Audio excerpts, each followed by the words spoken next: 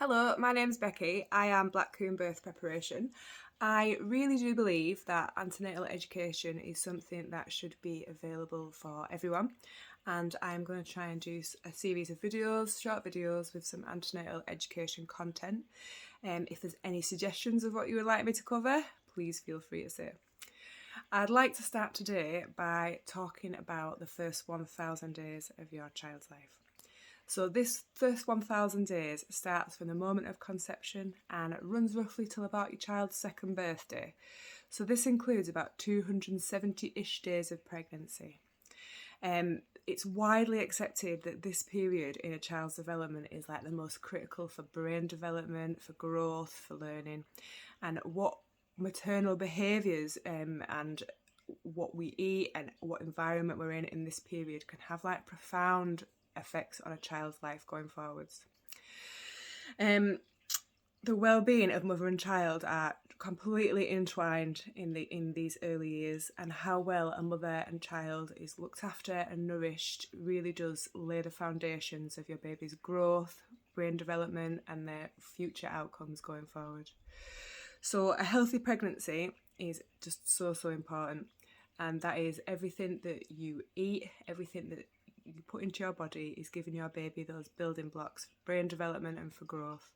So it's really important to just really try and have a really healthy diet. So stopping smoking, stopping drinking, reducing caffeine. The NHS Choices website has got absolutely brilliant advice on how to optimise your diet to make the most of these first 1,000 days. Also, folic acid for the first 12 weeks of pregnancy, that's 400 micrograms or 5 milligrams if your BMI is over 30. If you're trying for a baby, start this now. Taking vitamin D throughout your pregnancy as well can really help. How we manage our experiences in these early years lay a blueprint for how we manage future situations.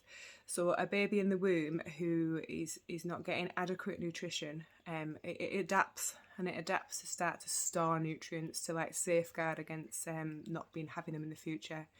Now this is a very, very clever response, as with all aspects of child and fetal development, it's very clever. But what it can do is mean that when they go on in their lives into adulthood, they can be predisposed for things like obesity, diabetes, and cardiovascular disease. The same thing can be said for like our emotional resilience.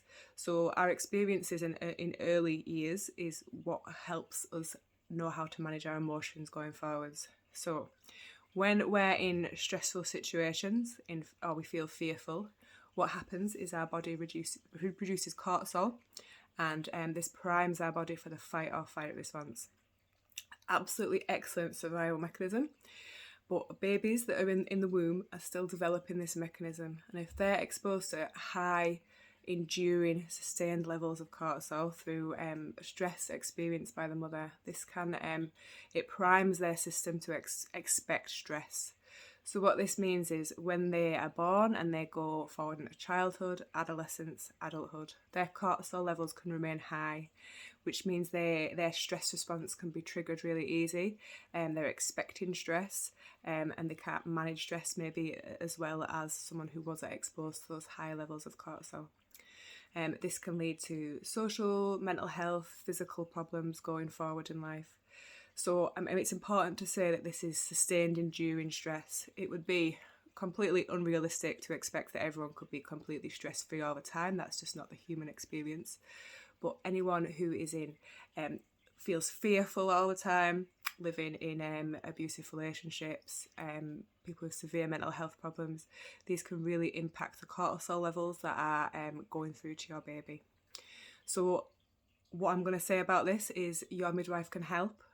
Your local service will have specialist midwives, will have specialist services that can absolutely work with you and help you to manage your own stress and to help really optimise those first 1,000 days with your baby. So if you have any worries, any questions about dietary intake or about any stress levels that you might be experiencing, I would say absolutely speak to your midwife or maternity team just to get the very best start for your baby in life. Thank you.